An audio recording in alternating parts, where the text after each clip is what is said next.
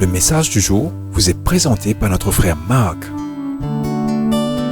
Salut, chers bien-aimés de notre Père Céleste. Notre message sur la grâce et le pardon de Dieu envers David se poursuit aujourd'hui.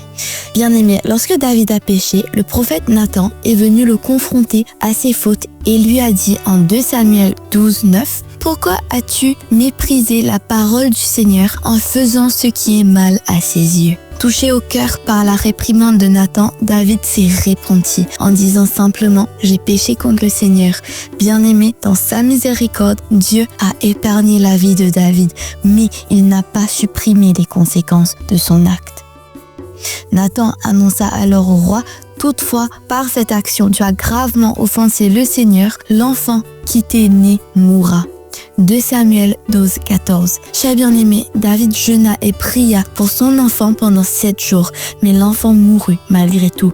De la même manière, nous pouvons parfois payer un prix terrestre pour nos propres péchés, ou même pour les péchés de ceux qui nous entourent. Mais aujourd'hui, cher bien-aimé, nous avons cette bonne nouvelle. Le prix éternel du péché a été entièrement payé par le sacrifice de Jésus sur la croix et par sa victoire sur la mort. Aujourd'hui encore, lorsque nous nous repentons de nos péchés et que nous suivons Jésus comme sauveur, la parole nous assure il n'y a donc maintenant aucune condamnation pour ceux qui sont en Christ Jésus, qui marchent non selon la chair, mais selon l'esprit. Romains 8, 1. La question qui se pose maintenant pour nous est la suivante. Quel lien l'histoire du roi David a-t-elle avec notre propre vie?